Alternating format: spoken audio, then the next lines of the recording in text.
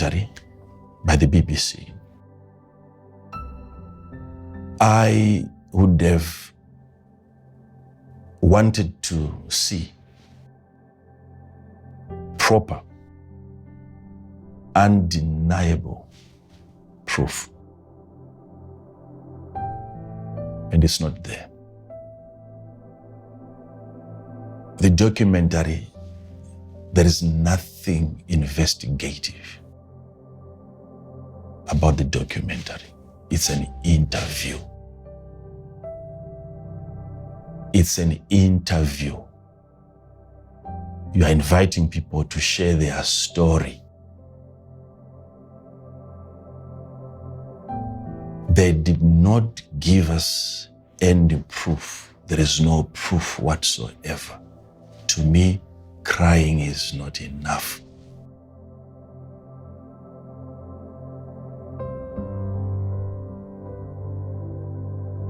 This is what I would have asked for as BBC, because my credibility is at stake.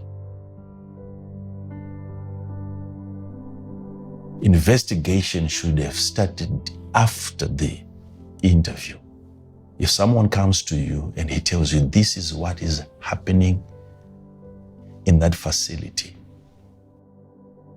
you have enough resources as a media house to pay SCOAN a visit. And having some of these things verified in video format and not in audio, probably that was going to be more believable. You must have ways of extracting information from the ground. You cannot hear that and you keep having certain rooms that cannot be opened, certain places, and no, people have told you something is happening there. You hide your cameras, you visit the place. Yes, these victims, there was no way that they can actually bring out any proof, any evidence. This is so that when I get to the victims, I'll also teach them their own lessons when we get to the victims. You could have done a better job. A proper investigation, even if it's a family that you're investigating, the first thing that you do is to split the family and you interview each member of that family individually. So where are you going? Why are you coming into this country? What have you brought into this country? Is that your father? Is that your mother? How old is your mother? How old is your father? So is that your brother? Is that your sister? How old is she? You don't bring people together. And at the end of the documentary, you make them sit on lawn like it's a picnic.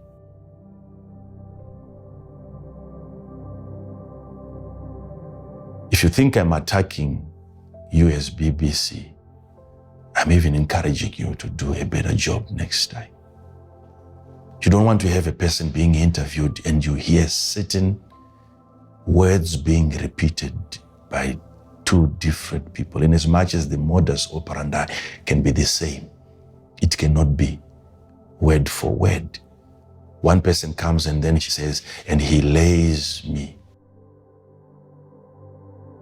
on the ground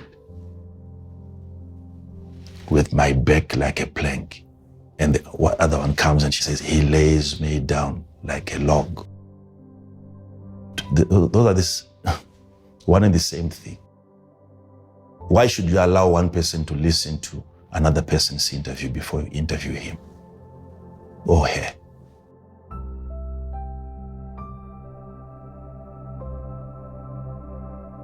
That wasn't a good job. If you really wanted to destroy the church, you can do a better job than that one. You can do a much better job than that one. Now,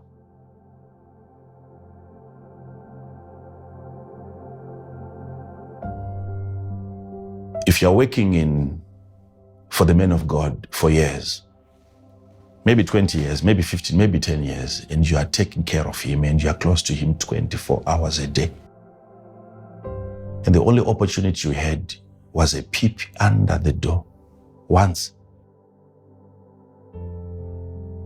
and you were not able to hear what was being done except the volume of the television. You looked under the door and you saw a woman's feet. And then you go on to say, I saw that something was happening. You're not telling us what was something was happening on the couch over there. You're seeing, because once you are looking from under the door, your view, your sight is restricted. We can't rely on such a story. And if you were really working there for that amount of time, and that's the information that you bring out, why would you call yourself a wise man? Where's the wisdom in that? Someone gives you access into his life for 24 hours, and that's all that you bring out.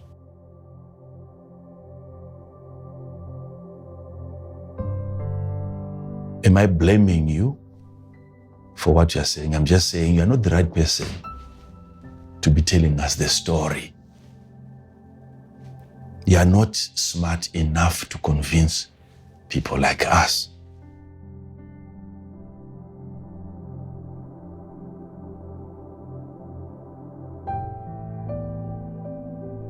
If it was a woman's feet, what did you see on the feet? Q-tex. Is the feet different from his wife's feet?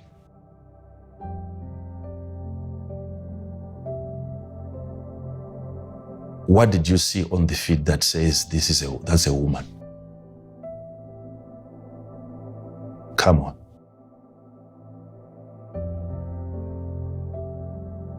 Come on.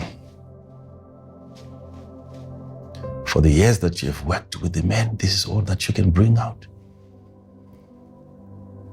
If I were BBC, I wouldn't have entertained that. If I'd entertained, I would do a better job, go further, get to the place, find ways. You can also book, you can also call. You also have beautiful ladies that you can also send. And they go there, they stay there as a guest. You have resources. You can't send 50 beautiful women and one of them is not picked.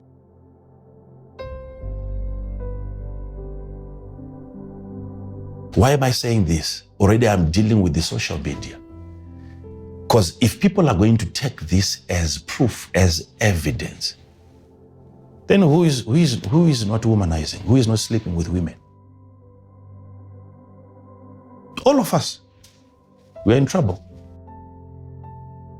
If people have stooped this low to listen to such presentations and they believe it, that the thing happened, we can't be happy seeing that, watching that, because then who cannot do that? Who cannot offer such a service? Anyone with a phone that can record, you can interview anyone that you meet in the street. And he tells you, I was in that church and this is what they did to me. And people take that as evidence. There's no evidence there. There's no proof there.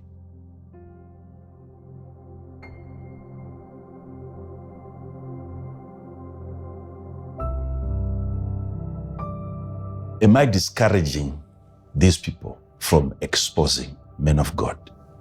No, I'm simply asking them to do a much better job. You can do a better job than this.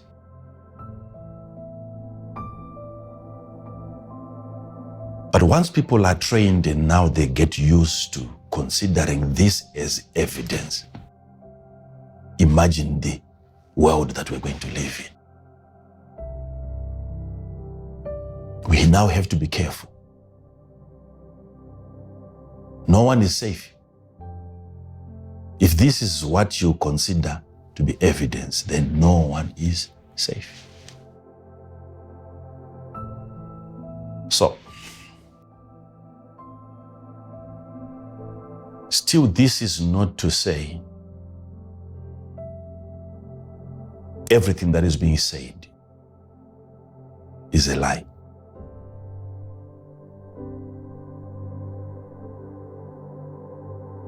And I'm not saying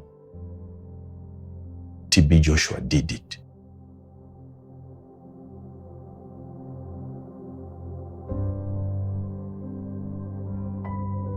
I'm saying, please next time, help us see. Show us. If there's no truth, don't put your name to something that cannot be verified. You lower, you reduce your credibility as a media house.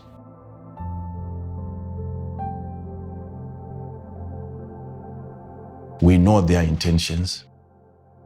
Even if there was anything good in that church, BBC was never going to broadcast that. How do I know? I know where they are coming from.